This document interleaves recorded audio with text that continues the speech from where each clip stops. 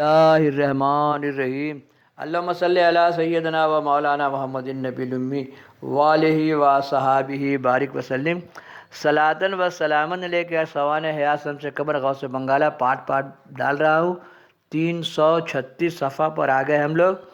کلندر ہرچے گوید، کلندر ہرچے گوید، دیدے گوید۔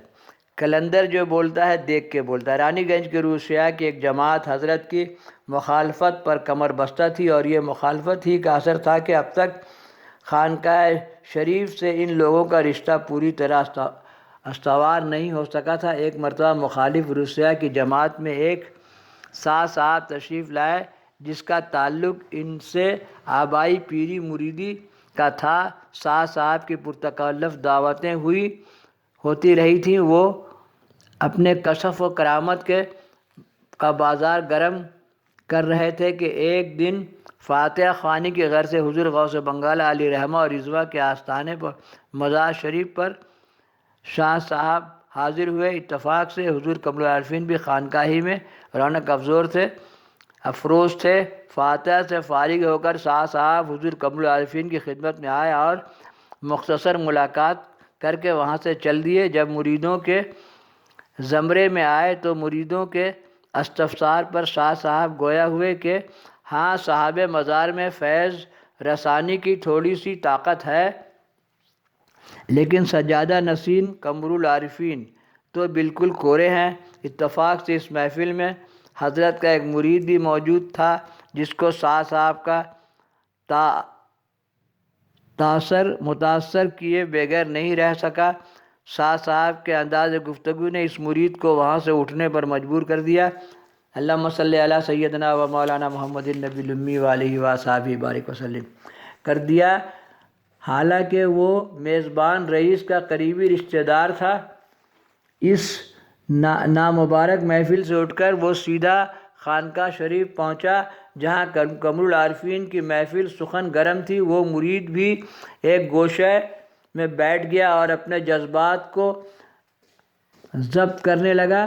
حضرت کی نگاہ گرم اٹھی اور اس مرید کے دل پر اتر کر پھر بیٹھ جاتی۔ حضرت نے سلسلہ کلام جاری رکھتے ہوئے ارشاد فرمایا، بھائی، وہ شاہ صاحب جو آج کل رانی گنج میں تشریف لائے ہوئے ہیں بڑے اچھے معلوم ہوتے ہیں۔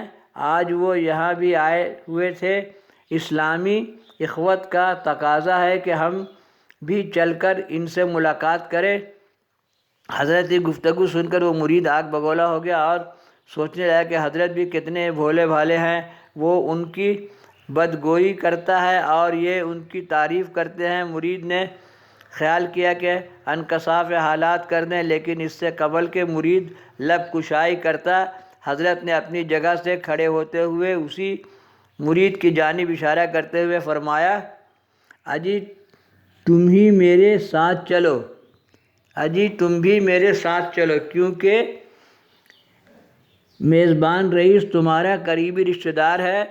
چار اور ناچار مرید بھی ہمراہ ہو گیا اور راستہ بھر دونوں خاموش رہے۔ مرید اپنے متضاد خیالات میں پیچ و تاب کھا رہا تھا۔ خدا خدا کر کے راستہ طے ہوا اور رئیس صاحب کے دروازے پر پہنچے تو حضرت نے فرمایا، جاؤ اندر جا کر میری آمد کی اطلاع دو۔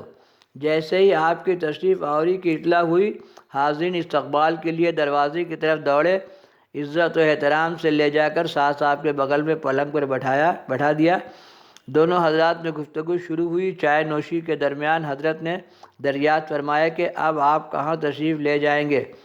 شاہ صاحب نے جواباً کہا کہ فلاں مقام پر ہمارے پیر و مرشد تشریف لائے ہوئے ہیں، پہلے ان کی قدم بوسی کے لیے وہاں جانا ہے، پھر اس کے بعد جہاں کا آب و دانہ ہوگا وہاں جانا ہوگا۔ قمر العارفین نے شاہ صاحب کو مخاطب کرتے ہوئے اللہم صلی علی سیدنا و مولانا محمد النبی الامی والہ و صحابہ بارک وسلم صلاۃً و سلام علیہ ہوئے فرمایا، اجی آپ کے پیر مرشد کا تو انتقال ہو گیا ہے،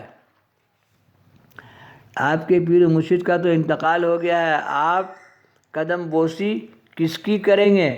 شاہ صاحب یہ سن کر چراغ پا ہو گئے۔ اول فول بکتے ہوئے اپنے بکس سے ایک خط نکال کر حضرت کو دکھانے لگے کہ دیکھیے، یہ پیر و مرشد کا مکتوب ہے، ابھی 2-4 روز پہلے موصول ہوا ہے، وہ بالکل خیریت سے ہیں، اور آپ کہتے ہیں کہ ان کا انتقال ہو گیا۔ آپ نے فرمایا جی ہاں، جس وقت یہ خط لکھا گیا تھا وہ بخیریت تھے، لیکن میں تو اس وقت کی بات کر رہا ہوں کہ آج 2 روز ہوئے ان کو انتقال کیے ہوئے۔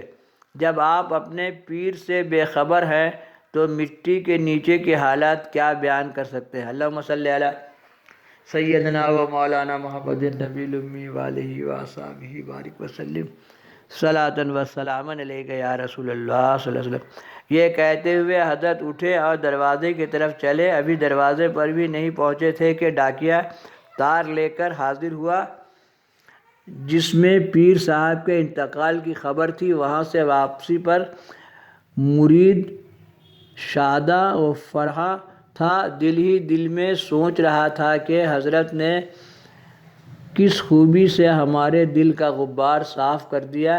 سچ ہے، پیر اپنے مرید کی پریشانی سے بے خبر نہیں ہوتا ہے۔ والحمدللہ۔ سن لیا آپ، پیر اپنے السلام بیٹا جگ جگ جیو دودھو نہاؤ پوتو